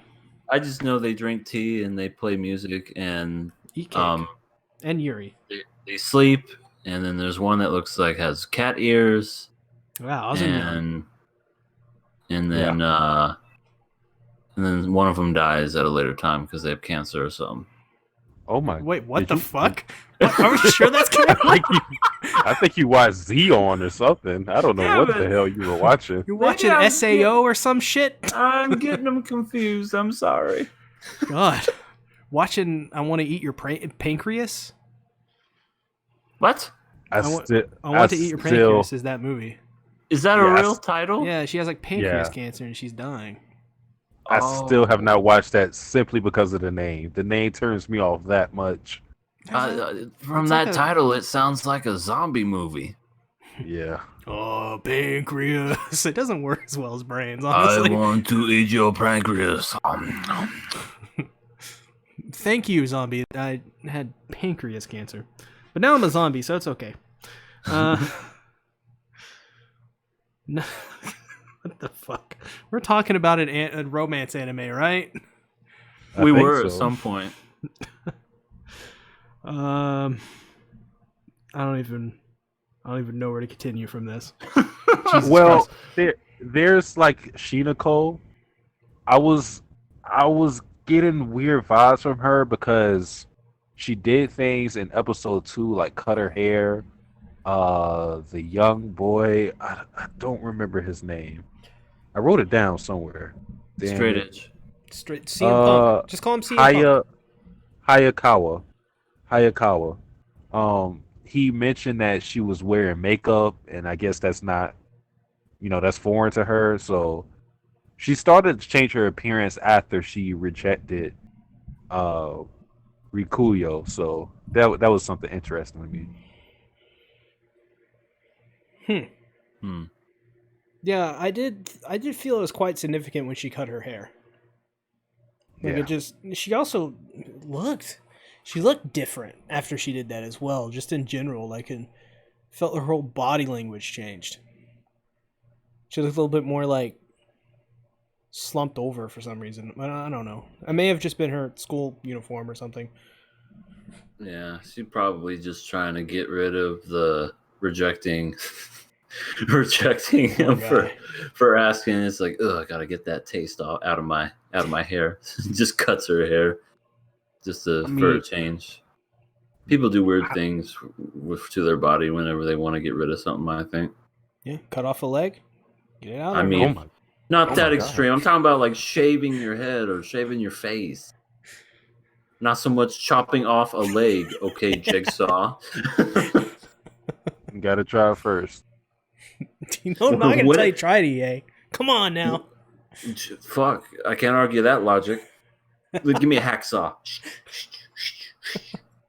I mean, how I saw it at first, I thought, it still could be true, but the way things developed in episode 2 doesn't seem as so. I thought what Shinako was trying to do was she did have feelings for Rikuyo, but I felt like after she saw Haru drape herself over him, she started to distance herself. That's what I felt like. I feel like she's pushing them two together by distancing herself. That's what I think, at least, or that's what I thought. But now I'm confused. See, I don't think there's going to be a romance between Riku and Haru. Well, I mean, there is. She's going to be into him, but I think it's got to be Shinako and Rikuo. That because one, it's weird to have kids, but also on the other side, the kid likes Shinako as well. Like, you can't just have like your two, romance angles culminate in the teenagers getting with the adults. That is way too weird, and I just don't think it's good. This ain't domestic girlfriend. This ain't domestic girlfriend. Not yet. It's going to happen. I'm telling you. When this show becomes domestic girlfriend, I'm gonna ask you, SeaTactics, who's the bigger douchebag, Hina-chan, or what's her name, Shakatumi? Shakatumi. Shakato. What? Rui? Shinako. Shinako? Oh. Shiniko. God, I'm so bad with names. I'm so sorry. Oh, I had to write it down. Odyssey says they smash. They will probably smash. I wouldn't put it past it. I just think it's gonna. I think the adults are gonna get together and the kids are gonna be like, "Fuck, damn it, we didn't win this time." We may have lost the battle, but we have won the war because we were not social distancing ourselves. Ah! I like the fact that Rikuyo. I like the fact that Rikuyo does. He tries to treat her like she's a teenage girl, though. He doesn't try to pursue a relationship with her. So at least there's that. On his front, he's doing his job, but he's that's one of the reasons why at this point in episode 2, he just doesn't seem into her. He will break down. I'm telling you. I just don't believe it. It will happen. I'm gonna fight you.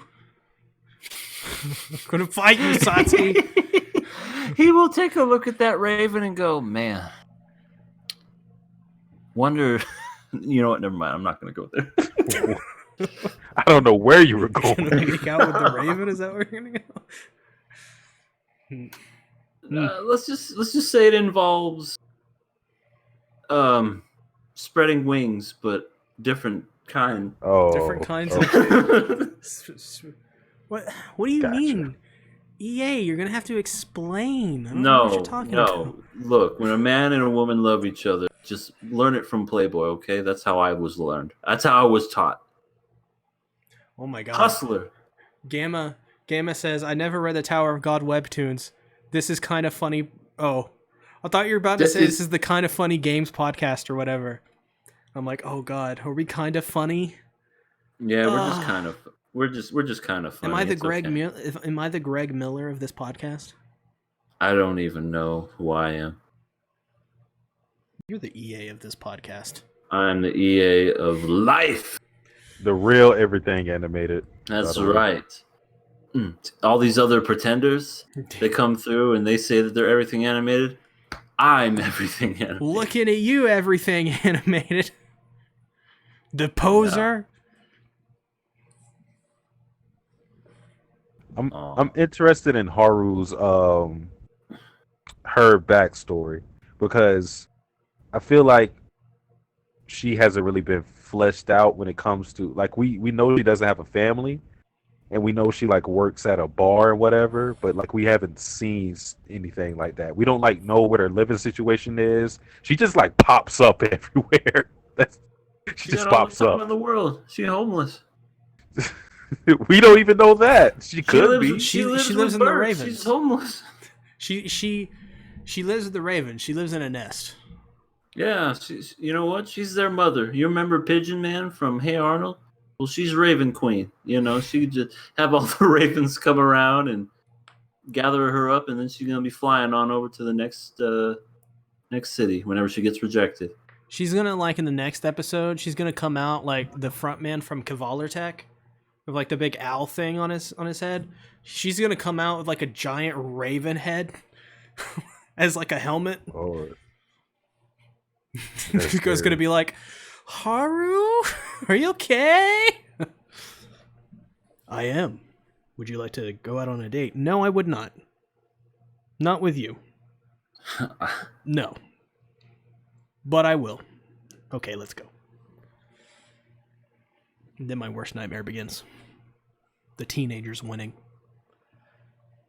I don't know if you guys know this, but teenagers scared the living shit out of me.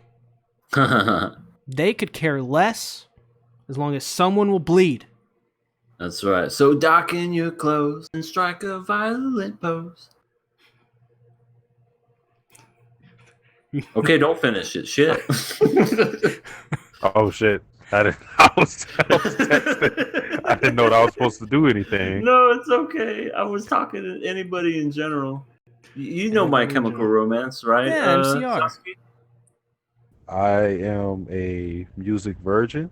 I don't know what music is. Oh shit! Oh shit! You should check out this thing. It's some really good music. It's called Nickelback. Oh God, no! Look at this photograph. Every time I do, it makes me laugh. Oh, I get it so red.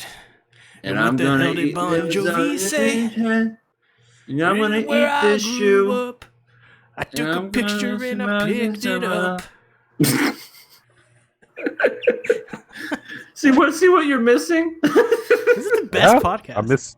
I'm missing out on some great music. I'll add it to my playlist. If I knew what a playlist was. Oh yeah, I'm really enjoying yesterday though. I think it's a pretty good show, all things considered. Even honestly, honest to God, swear to God, even if Rico and Haru end up smashing at the end, I'll probably still watch it to completion. Oh God. EA won't. Sorry, because he I just accidentally died. threw up in my mouth a little bit. I'm sorry. Continue. But even if all the teenagers do, are you okay? God. Okay. Even if. Oh man. Continue. Even if Haru gets with Rikuo, I will. I'll probably. A lot of sound effects there. She nut is like a full ollie just exploded. Oh Uh, God.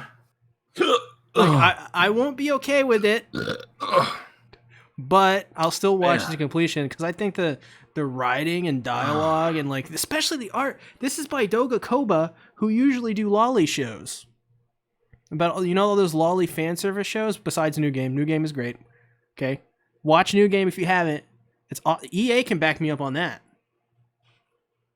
Maybe not anymore. Yeah, my teeth feel all gritty and I need to lay down. What the hell is New Game? You did a video on it.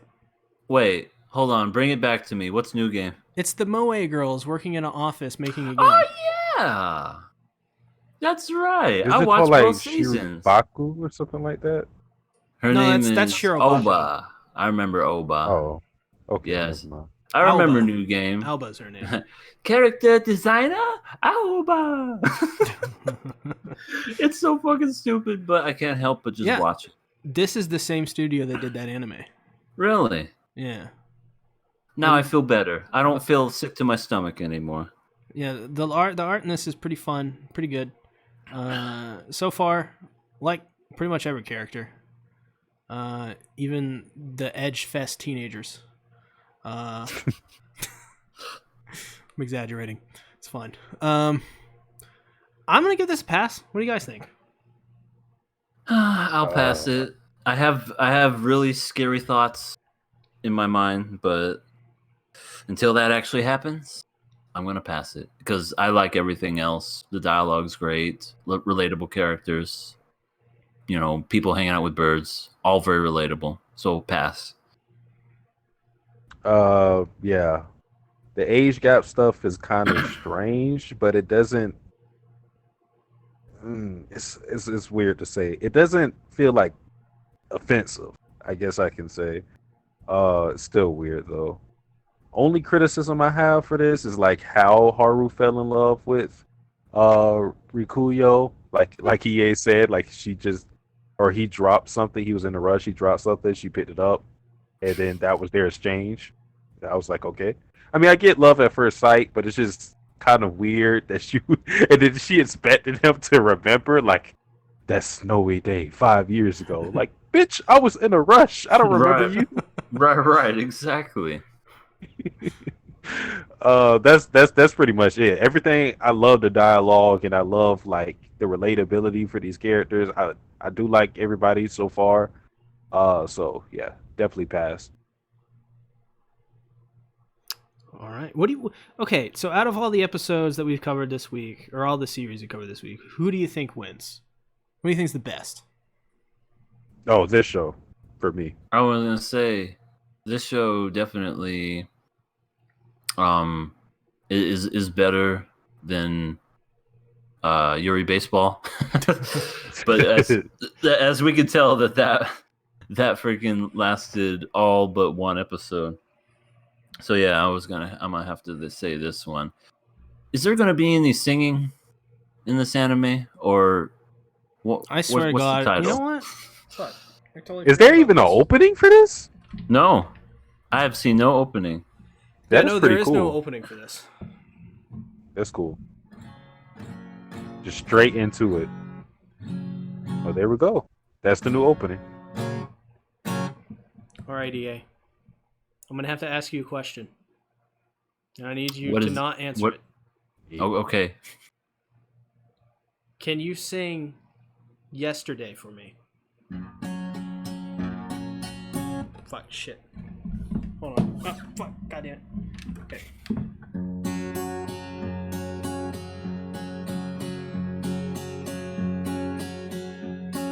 EA, you're not singing. What? You're not singing. No, you told me to not answer. I told you not to answer. I didn't tell you not to sing. Oh, okay. Yesterday, all my troubles seem so far away.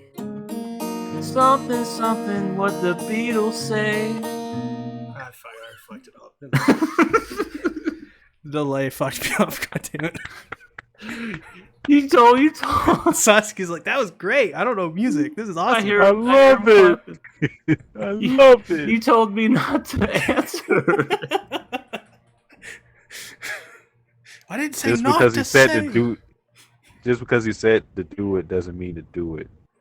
Right. Oh, they love it. They want an encore. You're not getting it. Yeah. Thanks for watching the podcast, everybody. We'll come back next week with the 50th episode of KOA. What the hell? Oh my God. The golden anniversary. Yeah. But by the end, we're going to have golden showers. Oh. Huh? Wait, not me. No. I thought we were going to talk about that one show that has golden or gold in it or whatever. Golden Kamui?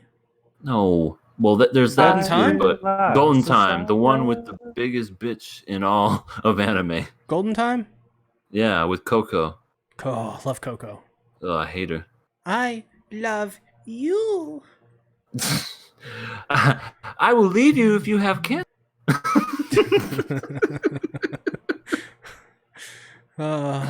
Golden Time's good. I don't care what you say, EA. It's the best. And you know what? Next season, I'm locking in Golden Time. I don't even care if it's not airing. Well, isn't it like 24 episodes? Yes. Ugh. I watched every single one of them too. Oh my god, my favorite part about Golden Time is... Wait, Satsuki, do you plan to ever watch Golden Time? Yeah. I don't care if I get spoiled. So at the very end, there's this... Tada Banri, the main character, has a certain ghost haunting him. And I swear to fucking God, the ghost haunting him is Tada fucking Banri. The ghost of Tada Banri is haunting Tada Banri. You want to know why that is, though, Sasuke? It's why? because it's okay. Get this. It's because he had like, I don't know if it was like a car accident. Something happened to where he lost his memory. So basically, he got in an accident to where he forgot who he was, and he became the new Tada Banri.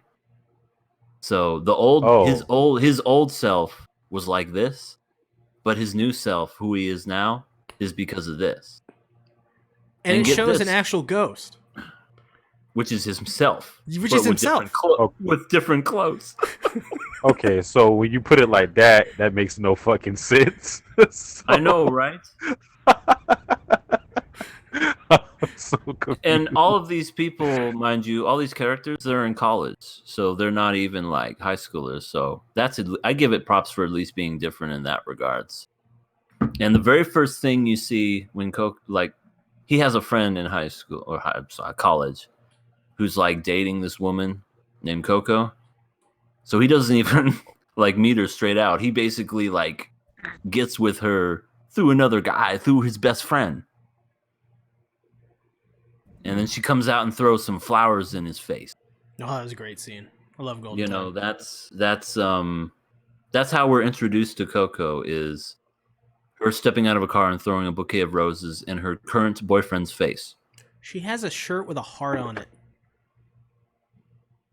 Oh, that's top tier. Yeah. She's great. I love Coco. Yep. Number one wife? I don't. He's just, I have a grudge against both of you now. No, it's, Have you- it's whatever. We can have different opinions. Just Have you claimed her in the waifu game yet? Oh man, I should. I should. it came up in Satsuki's, and I passed her so fast. Damn. Someone else picked her up though. I gotta interact Hard. more in Satsuki's server. It is a Everybody in the cesspool. waifu, everybody in the waifu channel wants to kill everybody. Yeah, if you hop into my server, you will get trolled Oh and no. are cursed out. It is not a fun place. No. It's not a fun place if you're not like integrated in it. Freaking no.